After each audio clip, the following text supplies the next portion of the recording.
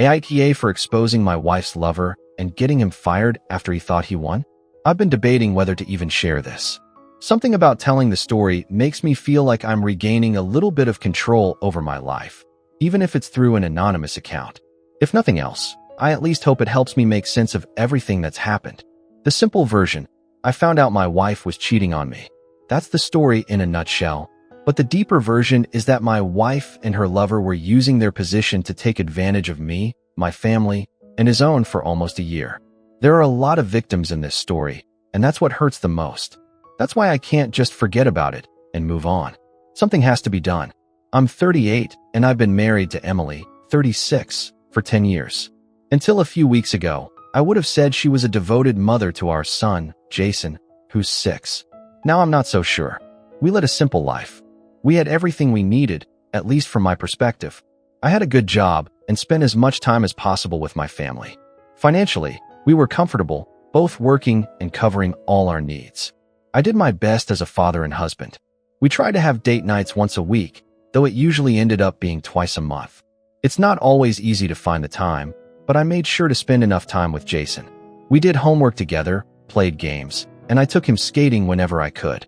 I've known friends who grew up with negligent parents, and I saw how it affected them, even into their adult lives. I wasn't going to let that happen to my son, and that's what makes all of this so hard to process. I thought I was doing everything right. God knows I wasn't perfect, but I was giving it 100%. I thought I was a good father, a good husband. I thought Emily appreciated that we were in this together. I thought a lot of things, and they were all wrong. I shouldn't have been surprised. There were signs, but I ignored them. Moments where she'd pull away quickly when I kissed her, the way she no longer looked forward to our dates, and sometimes even canceling them, how she was too tired for intimacy lately. Yet she had the energy to stay up all night on her phone. In fact, in the last 2 months, we hadn't had any real intimacy at all. I blamed it on stress. What gave it all away was a sign too big to ignore. I was looking for something in our room. I don't even remember what. My search took me to her underwear drawer, when a piece of blue lace caught my eye. I knew right away that it was something new and pulled it out. We've been married for a decade, so I know her wardrobe as well as my own, especially the things she never wears with me. And that sheer lace garment was something I'd never seen on her. There was no way I'd forget it. She hadn't bought lingerie for us in years. I felt this weird, icy feeling in my chest, but I didn't want to immediately jump to the worst conclusion. I stood there for a moment, holding the garment in my hands, trying to find a logical explanation. Maybe she'd bought it for me and hadn't gotten around to surprising me yet. That was the only idea that made sense. But even that didn't convince me. She hadn't shown any interest in intimacy for the past few months, which made it hard to believe she was planning some kind of sensual surprise. I was still trying to convince myself she wasn't cheating when I put the lingerie back in the drawer, but I couldn't fool myself. A new garment she'd never worn with me, when she'd stopped sleeping with me completely. As much as I wanted to deny it, the reality began to sink in. She had to be cheating on me. The thought alone made me feel dizzy, and that icy feeling in my chest wouldn't go away. If she was cheating, then our perfect life was over as we knew it. But I needed more than just a suspicion before I did anything. I needed hard evidence. I decided to be smart about it. I wasn't going to rush in with accusations. That would only give her a chance to deny it and cover her tracks. I needed proof that couldn't be talked away. So I started observing more closely. Once I started looking for it, the signs were more obvious. Emily was careful, but not careful enough.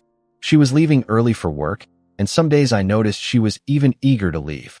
She was getting dressed up too nicely for work, wearing prettier dresses and the fancy shoes she used to reserve for our dates. That's when I started to suspect she was having an affair with a coworker.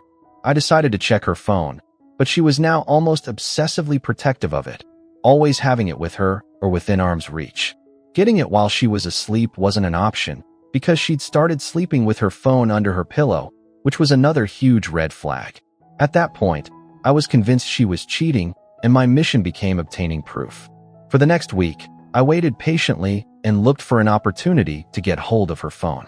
It wasn't easy. She wouldn't let it out of her sight for more than a few minutes at a time, and even if I did manage to grab it, I had to make sure I had enough time to find what I was looking for. I even considered hiring a private investigator because of how difficult this was becoming. I got lucky one night when she fell asleep watching a movie on the couch. Her phone was resting on her chest, and I carefully took it, making sure not to wake her. If she woke up, I planned to tell her I was going to put it on the charger for her, but she didn't budge. I immediately went to the bedroom with her phone, feeling anxiety grip me.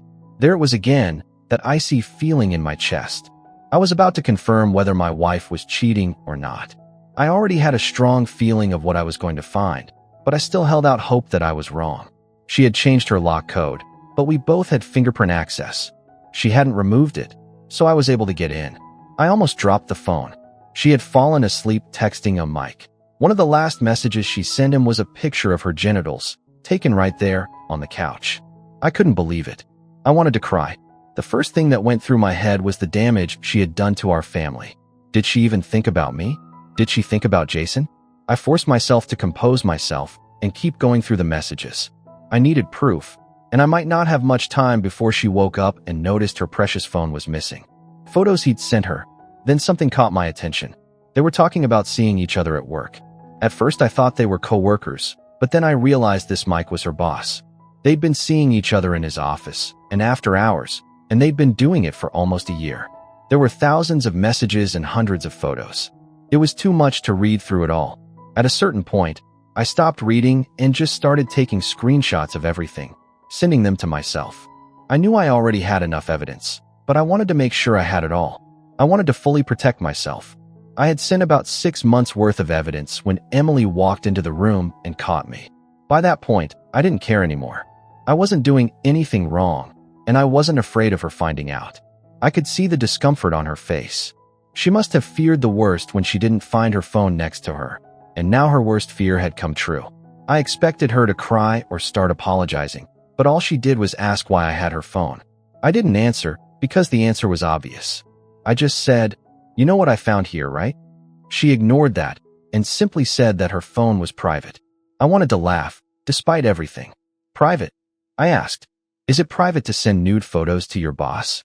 I pressed on before she could say anything and asked her if it felt right sleeping with her boss while having her husband and son at home, just because her phone was private.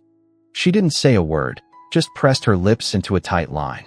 I scrolled back to the nude photo she'd sent her boss and tossed her the phone. When she saw the picture, her eyes went wide and she said she could explain that she never meant for it to go this far, that it didn't mean anything at first and things had spiraled out of control. I asked her if she didn't have control over her hands and her phone when she lifted her shirt to show her boss her genitals, while her son was in the other room. The mention of Jason seemed to trigger something in her. Her voice rose slightly, and she said she was doing it for all of us. I was speechless. She was sleeping with her boss for all of our sakes? I told her I couldn't see how Jason and I could have benefited from this. That's when she told me the truth for the first time that night. I screenshotted it later. Her boss had implied there was a promotion on the line if she slept with him. She agreed, and almost a year later, the supposed promotion never happened. I was angry before, but now I was just disappointed. I let her know that I never imagined she could be so stupid. She slept with her boss for a promotion? She should have sued the company and gotten another job. I told her what I thought, that she had always wanted to do it, and that the promotion excuse was just convenient. We weren't struggling financially. We didn't need a higher income that justified exchanging sleeping with him for a promotion. She didn't like what I said. She started crying and insisted that wasn't it, claiming that she felt pressured, that it was the only way to advance her career. I didn't buy it. If she truly felt pressured, why didn't she come and talk to me? Why did she keep it up for a year? Why the late-night messages, the nudes, the can't wait to feel you texts? She started to stammer out an excuse, but I told her to save her breath. There was no fixing infidelity this deliberate. Our marriage was already over. She tried to bargain, said she'd quit, block Mike, that we could work it out, but it was too late. Any of those things would have been a solution before she slept with him. I'm completely lost. Now I don't want my marriage to end, but I also don't think I can forgive her. Divorce is the only option, but how do I tell my son? Update. Things have been crazy since my last update. I started the divorce process right away, but that didn't make it any easier. Life became more complicated, especially with a young son caught in the middle of it all. Splitting custody of Jason is one of the hardest things I've ever had to do. I love him so much, and I never wanted him to grow up in a broken home. But the alternative, growing up in a home with parents who don't love each other, would have been worse for him. There was something that kept bothering me, though. Mike, her boss and lover, had gotten away scot-free. It wasn't right. He used my wife and manipulated her with false promises, all while having his fun. And meanwhile, I lost my marriage and my son lost a stable home. Even my wife, despite her role in all of this, at least felt remorse. He was the only one who wasn't suffering. I'm sure he was laughing, believing he'd won. I couldn't let that slide. My first plan was to report him to his office, but I changed my mind. I didn't want to do anything impulsive that could affect the outcome of the divorce. I was fighting for custody of Jason and to avoid paying alimony. A reckless act could jeopardize my chances of things going in my favor. There would always be time to report him after the divorce was finalized. But as things turned out, I didn't have to wait that long. Another plan for revenge came to mind. I'd tell his wife everything. I'd never met Emily's boss in person, but I knew a few things about him. I knew he was married, and I had enough information to find him online. After a little digging, I found his wife, Anna. Her social media was full of pictures of their happy family. Mike, Anna, and their 2 kids smiling and laughing. Mike, the perfect husband and attentive father. Seeing those posts infuriated me, especially thinking about what he'd done to my family. I was going to show his wife exactly what kind of man he was. I gathered all the screenshots I had, even some of the photos he and Emily had sent each other, though I made sure to censor the explicit parts. I just wanted to lay out the facts for her. It was half a day before I heard back. I guess she needed time to process it. Her message simply asked if she could call me. I sent her my number, and less than 10 minutes later she called. She didn't sound angry, just empty. She asked me about myself and my wife, how I knew her husband, how long this had been going on, how I found out, and if I had confronted him. By the end of the call, she thanked me for telling her. I felt a little bad for her and told her she could call me if she ever needed someone to talk to, even if it was just to vent. She thanked me and hung up. I didn't hear from her again after that, and I assumed she was dealing with the situation on her own. I hoped she was. I knew some people forgive a cheating partner in the hopes that they will change, but I hoped she'd do the right thing. Not just for revenge, but because she didn't deserve to be stuck with someone capable of what Mike had done. A few days later, she texted me and told me everything. She confronted Mike, and he denied it all, claimed the screenshots were fake. But when she told him that I had asked for the uncensored photos to prove it was really him, he broke down. He admitted his guilt and started begging her to forgive him. I was relieved to hear that she didn't. She'd already moved out with her kids and was in the process of speaking with a lawyer to start the divorce. But that wasn't the end of it. She laughed and told me Mike wasn't just going to lose his wife, he was going to lose his job too. She had contacted people at his company and reported him. The company had a strict policy against relationships between superiors and subordinates at work. There was already an investigation underway, but Mike had been suspended. They didn't take long to act. A week later, Anna sent me a text. Mike had been fired. I couldn't help but smile when I read it. In the end, he didn't get away with it. I still see Emily regularly when I drop off or pick up Jason, and in court, but things between us remain cold. She's apologized more times than I can count, but her remorse doesn't change anything. The damage is done. She never mentioned anything about her boss getting fired. I'm sure she knows it was me, but there was no point in bringing it up with me. It's not like I was going to feel sorry for him or apologize for what I did. We're still in the midst of the divorce settlement, and I know I have a long road ahead of me. It'll be a while before Jason and I get some normalcy back in our lives, and much longer before I can open my heart to someone again. But at least I didn't stand by idly, letting Emily and her boss walk all over me. They destroyed my family, and I made sure they both paid for it.